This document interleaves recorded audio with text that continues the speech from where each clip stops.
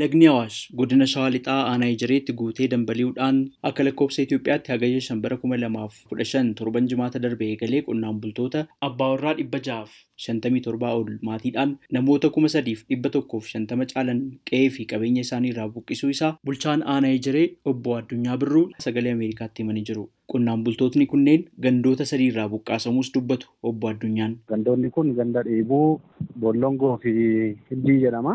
Gandi baay'ee hawaasni gandicha keessa jiru hundi buqqa'e ganda Dheebuu jedhamu kanadha.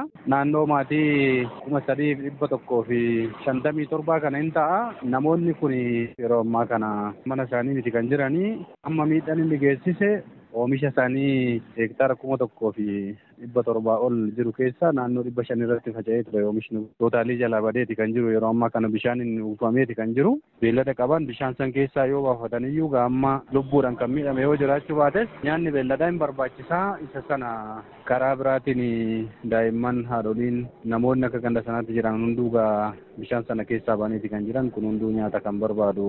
Qonnaan bultoota yeroo ammaa maatii isaanii waliin daandii irra jiraachuu himan keessaa obbo Gonfaa Qumbii haala itti jiran himu. Uffanni tokko hin baane, sanyiin tokko, daakuun tokko hin baane, meeshaan tokko hin baane, lubbuu ofii bitti haramte. Yeroo ammaa kana dukkaanni birii keessaa dukkaana lama dhaabbatee godina irraa immoo dukkaana tokko nu dhaabani. Hanqinni gaama sharaan tokko hin jiru. Manni waan uffatu hin qabu, waan nyaatanii waan bilcheeffatanii qabanii, waan immoo bishaan dhugaatiin qaban waan ta'eef yeroo ammaa dabalataan immoo kan waraana bishaanii irra immoo waraana dhukkubaa jennu sodaa guddaa qabna waan ta'eef kanaaf haraasiin jiraan itti nu dhufaa jirti waan manguddoon dadhabaan jira waan ta'eef kanaaf yeroo ammaa akkuma nu funachuun faanaa dhaabbatanii waajjirri garaagaraa arras nu bira oole waan ta'eef akkuma nu faanaa dhaabbatanitti uummata kanaa akka dafanii nu dhaqqabanan jira. Obbo Girmaa Tasammaanis namootni ammallee bakkuma lagii guuteetti qe'ee isaanii keessatti hafan jiru jedhan.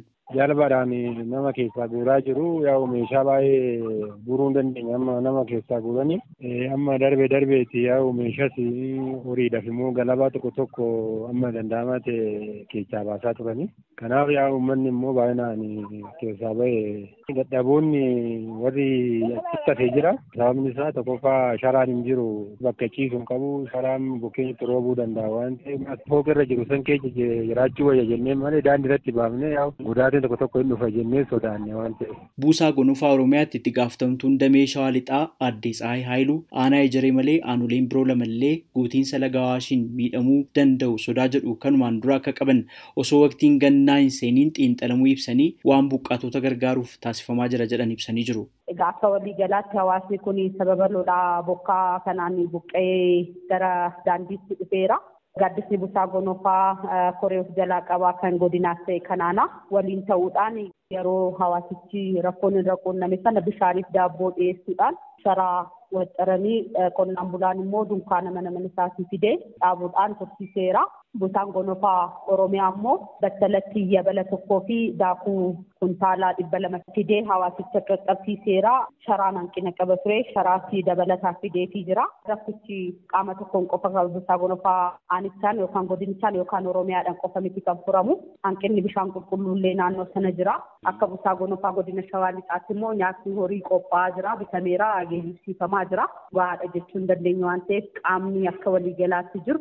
Birmannaa taasisee hawaasa kana dandamachiisuu qaba. Haaluma wal fakkaatuun godina Shawaa Kibba Lixaatti lagni Awaash guutee dambali'uun abbootii warraa 340 ol qe'ee isaanii irraa buqqisuu Buusaa Gonfaa eeruudhaan waajjirri koominikeeshinii godinichaa miidiyaa hawaasaa isaatiin beeksisee jira. Lagni Awaash guutee dambali'uun balaa kan geessises aanolee Sabbataa Hawaasii fi Iluutti gandoota 8 keessatti namoota 1,240 caalan qe'ee isaanii irraa buqqisuu isaatu gabaasame. Hanga ammaatti miidhaan lubbuuf qabeenya irra ga'ee jiraachuu dhaabatu.